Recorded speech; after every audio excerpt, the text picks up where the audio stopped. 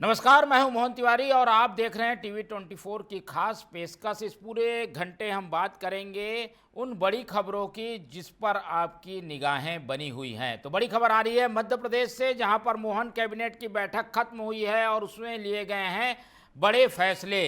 क्या बड़े फैसले हैं आपको बता दें। मोहन कैबिनेट की बैठक खत्म हो गई है और बड़े फैसले लिए गए हैं, जिसमें 3 जून को पचमढ़ी में होगी कैबिनेट की बैठक। अगली कैबिनेट की बैठक कहां होगी यह तय किया गया है।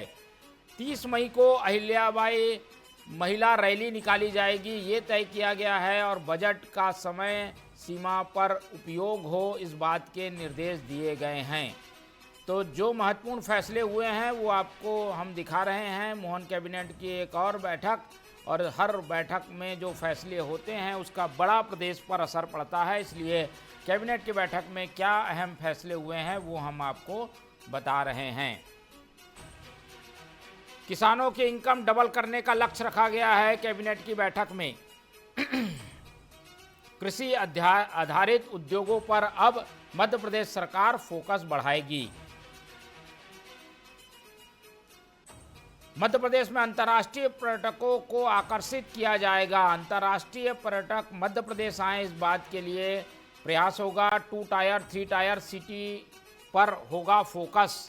ऐसे शहर जो कि विकसित हैं और विकसित हो सकते हैं, उन पर ध्यान दिया जाएगा। छोटे शहरों को भी बेहतर सुविधाओं से लैस करने की तैयारी है। नारी सशक्तिकरण पर सरकार काम करेगी। ये कुछ कैबिनेट के अहम फैसले जो आपको स्क्रीन पर दिखाई दे रहे हैं। मोहन कैबिनेट के बड़े फैसले। भोपाल में ये बैठक हुई थी और इसमें फैसले लिए गए हैं कि 3 जून को पचमढ़ी में अगली कैबिनेट की बैठक होगी। और अलग अलग क्षेत्रों में कैबिनेट की बैठक कर एक मैसेज देने की जो कोशिश थी, उसी कड़ी में अगली बैठक 3 जून को पचमढ़ी में होने जा रही है। कैबिनेट की बैठक खत्म होने के बाद क्या कुछ फैसले लिए गए। विभागीय कार्यप्रणाली को लेकर फैसले लिए गए हैं। किस तरीके से सरकारी कामकाज को बेहतर किया जाए, जो सरकारी फैसले हैं उनकी डिलीवरी बेहतर हो, सरकार का तंत्र बेहतर ढंग से काम करे, इस संबंध में भी कई अहम कैबिनेट के फैसले को मंजूरी दी गई है। फैसले के बाद एक ब्रीफिंग हुई है और जिसमें मंत्री विजय वर्गीय ने क्या कुछ कहा है, आइए आपको सुनाते हैं। प्रधानमंत्री जी ने सभी राज्यों के मुख्यमंत्री जी से अपेक्षा की है कि 2 टियर और 3 टियर सिटी के भी मास्टर प्लान बनाकर उनको ठीक तरीके से नियोजन की कार्रवाई अभी से प्रारंभ करें। भविष्य में जैसे ही हमारी जनसंख्या बढ़े तो वहाँ पर भी लोग अच्छे नियोजित शहर में रह सके। नारी सशक्तिकरण, आप सभी जानते हैं कि हमने माता अहिल्या जी के 300 वर्ष पूरे होने पर राजवाड़ा पर कैबिनेट की मीटिंग भी की थी और बहुत अच्छे निर्णय भी लिए वहाँ नारी सशक्तिकरण के लिए, और लगातार हमारे नारी सशक्तिकरण के लिए कार्यक्रम भी चल रहे हैं। तो प्रधानमंत्री जी ने अपेक्षा की है कि सभी राज्य नारी सशक्तिकरण की दिशा में कार्य करेंगे। 3 जून को मंत्रिमंडल की बैठक है पचमढ़ी में। राजा भभूत सिंह जी, जो कि पूरे नर्मदा रीजन के शिवाजी माने जाते थे, वो गुरिल्ला युद्ध के माध्यम से ब्रिटिशों को उन्होंने बहुत परेशान किया। उनकी छोटी सी टोली ब्रिटिशों के पे हमला करके और वापस भाग कर आ जाती थी। पचमढ़ी के जागीरदार के बेटे थे ये, और इन्होंने स्वतंत्रता संग्राम सेनानी भी हैं। इन्होंने बहुत ज़बरदस्त ब्रिटिशों को उनके नाक में दम कर दिया था, क्योंकि जंगल के रास्ते ब्रिटिश सरकार को पता नहीं था, ब्रिटिश सैनिकों को पता नहीं था।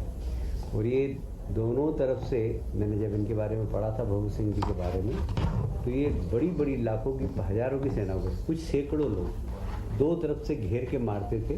वो मार के वापस जंगल में घुस जाते थे और ब्रिटिश सेना अंदर घुस नहीं पाती थी। यदि कुछ लोग घुस गए तो उनकी फिर पिटाई जंगल के अंदर हो जाती थी, तो वापस भाग नहीं पाते।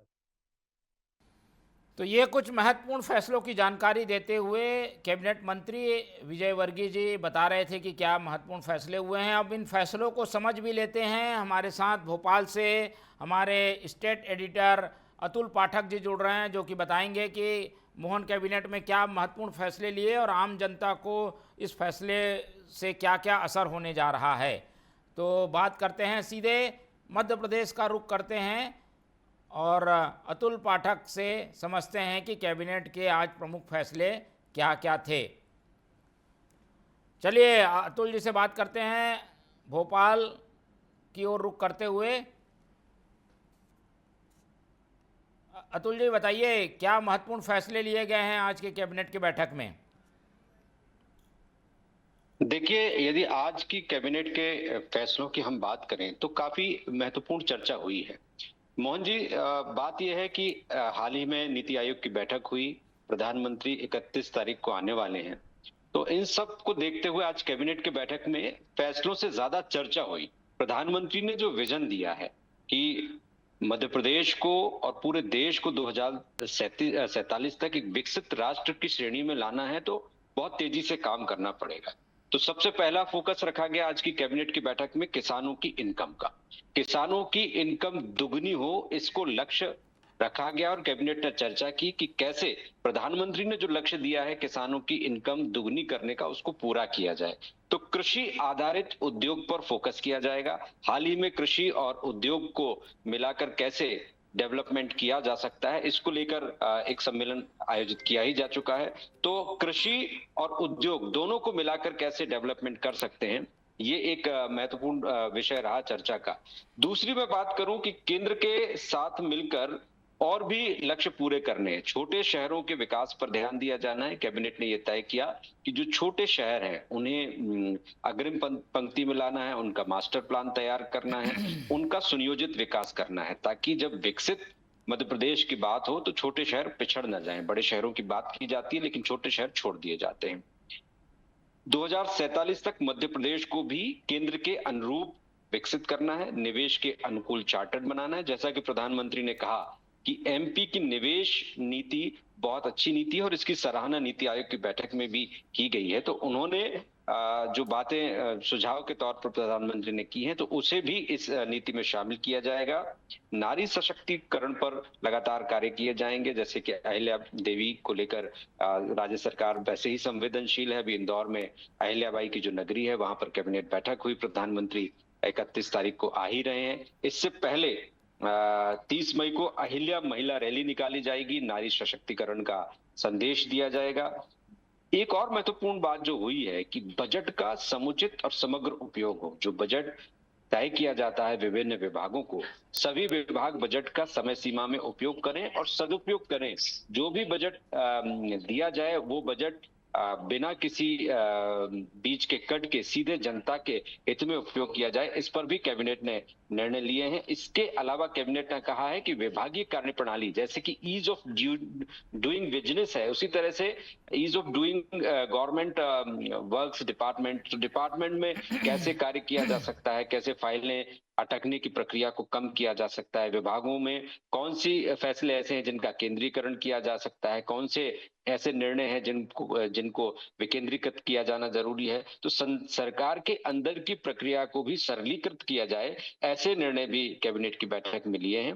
तो जो कैबिनेट का मुख्य फोकस था वो बिजनेस कैसे बढ़ाया जाए, कैसे उद्योग धंधे स्थापित किए जाएं, रोजगार इनके पीछे एक मुख्य मकसद है। किसानों की आय दुगनी करना ये दूसरी बात है।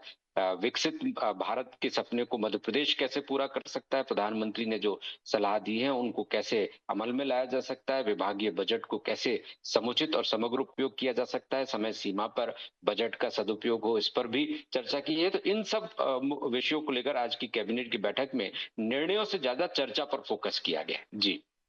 और ये जो फैसले हैं उसका ज़रूर असर ऐसा होगा कि मध्य प्रदेश जो बेहतर काम कर रहा है उसके बिजनेस के साथ साथ पर्यटन स्थल भी विकसित होंगे। बहुत धन्यवाद आपका अतुल जी हमारे साथ जुड़ने के लिए। तो मोहन कैबिनेट की बैठक के बाद जो अहम फैसले हुए थे वो हमने आपको बताए और इन फैसलों से जुड़ी हुई और खबरें हम आपको लगातार अपडेट करते रहेंगे।